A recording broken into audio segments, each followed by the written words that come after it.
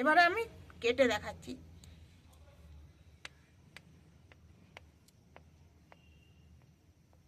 কতটা নরম হয়েছে সেটা বোঝাই যাচ্ছে। আর এই দেখুন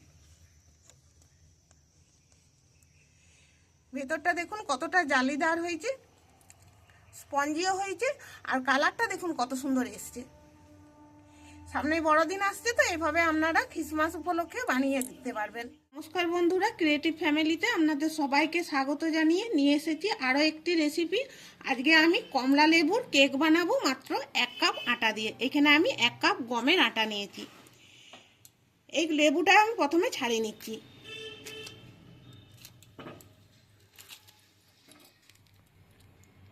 এটা ছাড়িয়ে নিয়েছি। এবার এই কুয়াগুলোকে বের করে নিচ্ছি। উপরের যে এগুলো আছে এগুলোকে আমি পরিষ্কার করে নিচ্ছি। এগুলো পরিষ্কার করে ছাড়িয়ে নিয়েছি। এবার আমি মিক্সিতে নিয়ে নিচ্ছি। এগুলো একবার কি দুবার ঘুরিয়ে নিয়ে এর রসটা বের করে নেব। তবে খুব বেশি ঘুরাবো না, তা নাহলে পেস্ট হয়ে যাবে একদম। এবার এটা আমি ছেঁকে নিচ্ছি ছাঁকনি দিয়ে।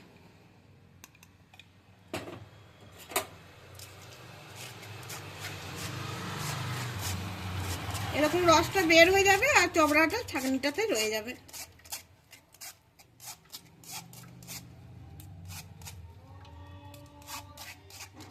এরকম এই চবড়াটা আমি এবার ফেলে দিচ্ছি। এবার এর মধ্যে আমি দিচ্ছি 1 কাপ চিনির গুঁড়ো, 1 কাপ দুধ,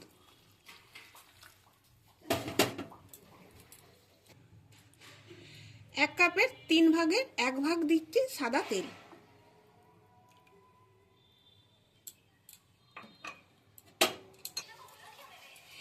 এবার এই উপকরণগুলো আমি ভালো করে মিশিয়ে নিচ্ছি।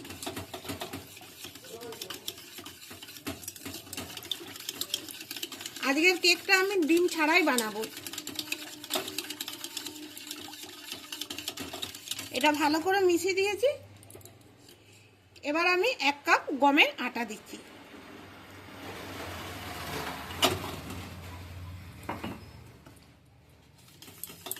এটা আমি ভালো করে মিশিয়ে নিচ্ছি।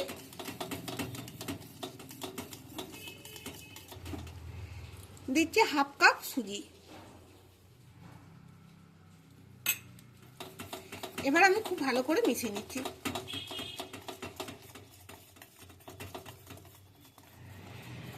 এবার এটাকে আমি 5 মিনিটের মতো এইরকম ভাবে ফাটিয়ে নিয়েছি।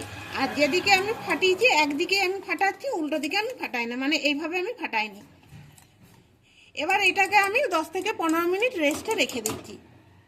আপনাদের হাতে যদি সময় থাকে 1/2 ঘন্টা রেস্টে রেখে দিলে আরো ভালো হয়। এলাম বন্ধুরা 15 মিনিট পর।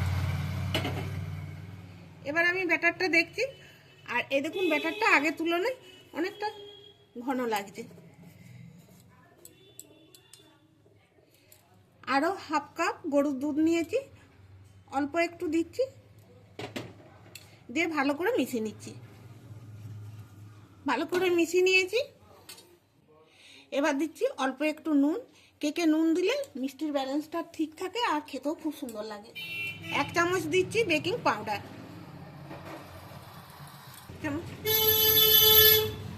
1/2 চামচ দিচ্ছি বেকিং সোডা বা খাবার সোডা। যতটা বেকিং পাউডার নিয়েছি তার ঠিক 1/2 খাবার সোডা নিতে হবে।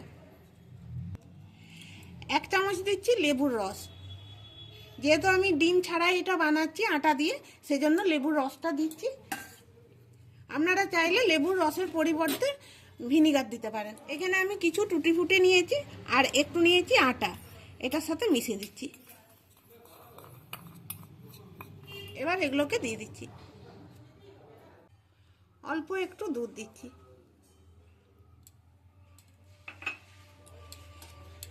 এবার সবগুলো একসঙ্গে খুব ভালো করে মিশিয়ে নিচ্ছি। ভালো করে মিশিয়ে নিয়েছি। আর ব্যাটারের ঘনত্বটা দেখুন এইরকম রেখেছি। খুব একটা পাতলাও রাখিনি, আবার খুব একটা ঘনও রাখিনি। 1.5 কাপ আমি দুধ নিয়েছিলাম, তার এইটুকু বেঁচেছে। আমি এইখানে অ্যালুমিনিয়ামের মোল্ড নিয়েছি। এই মোল্ডটাতে করে আমি কেকটা বানাবো। সাদা তেল একটু নিয়ে নিচ্ছি। এরপর বেড়াসে করে আমি চারদিকটা খুব ভালো করে এইভাবে বুলিয়ে নিচ্ছি। খুব ভালো করে তেলটা মাখিয়ে নিয়েছি। এবার ব্যাটারটা আমি ঢেলে দিচ্ছি। আর এই সময়তেই ব্যাটারের ঘনত্বটা একটু দেখে নিন, ভালো করে বুঝতে পারবেন।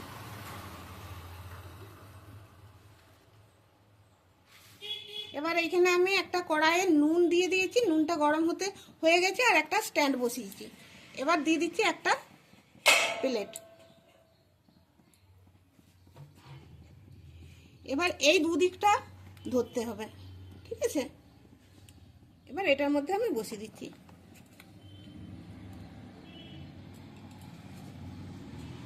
এবার আমি ঢাকা দিচ্ছি। গ্যাসের আঁচটা একদম ফুল করে 10 মিনিট হতে দিচ্ছি। 10 মিনিট পর আপনাদেরকে দেখাবো। 10 মিনিট পর দেখাচ্ছি। আর এই 10 মিনিটে দেখুন কতটা ফুলে গেছে।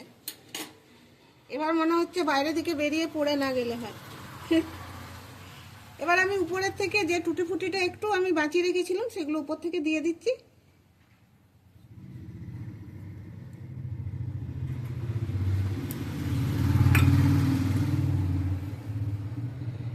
একটু চেরি ছোট ছোট করে কেটেছি, সেগুলো দিয়ে দিচ্ছি।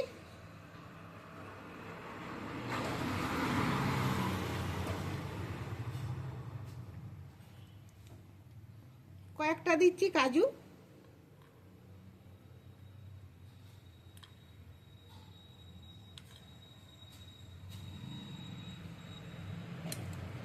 কয়েকটা কিশমিশ দিচ্ছি।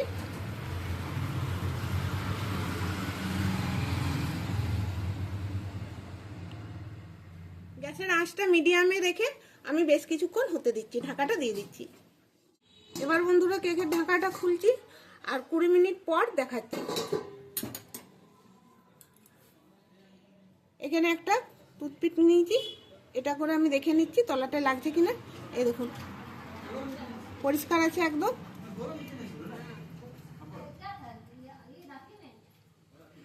এই কেকটা হতে সময় লাগলো মোট 35 মিনিট। আপনাদের ক্ষেত্রে কম বেশি সময়টা লাগতে পারে। এবার এটা আমি নামিয়ে নিচ্ছি আর ঠান্ডা হয়ে যাওয়ার পর আপনাদেরকে দেখাবো। আর দেখতে কতটা সুন্দর হয়েছে দেখুন। কেকটা পুরোপুরি ঠান্ডা হওয়ার পর আমি ফিরে এলাম। আর এবার আমি কেকটা এই মোল্ডের থেকে বের করে নেব।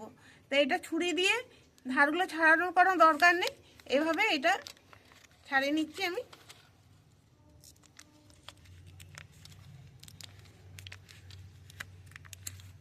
এভাবে খুলে দিলে এটা ছেড়ে যাবে।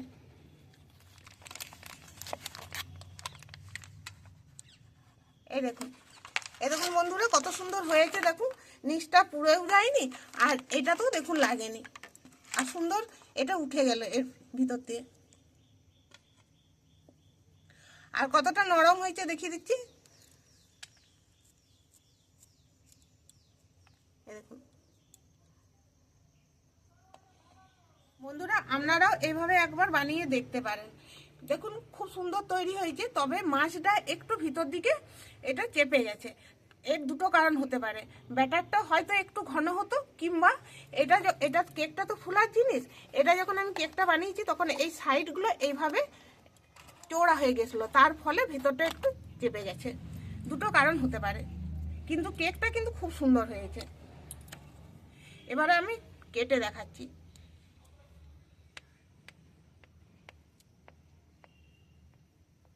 কতটা নরম হয়েছে সেটা বোঝাই যাচ্ছে। আর এই দেখুন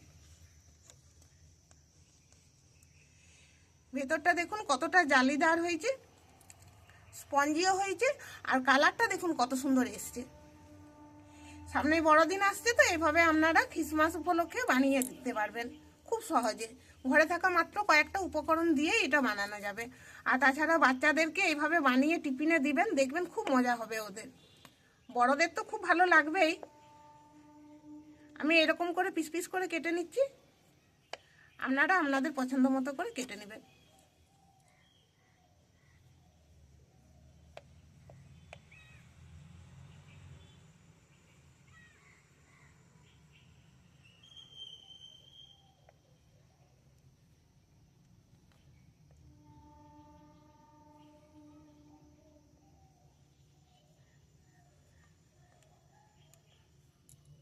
এই দেখুন বন্ধুরা, আজকের এই কেক রেসিপির ভিডিওটি ভালো লাগলে অবশ্যই একটা লাইক দিয়ে চ্যানেলটিকে সাবস্ক্রাইব করে রাখবেন, আমাদেরকে সাপোর্ট করবেন। পারলে একটু সবার সাথে শেয়ার করে দিবেন। তাহলে বন্ধুরা, ভিডিওটি এইখানেই শেষ করছি। দেখা হচ্ছে পরের ভিডিওতে, নতুন কোনো রেসিপি নিয়ে হাজির হব আপনাদের সামনে। সবাই ভালো থাকুন, সুস্থ থাকুন, ধন্যবাদ।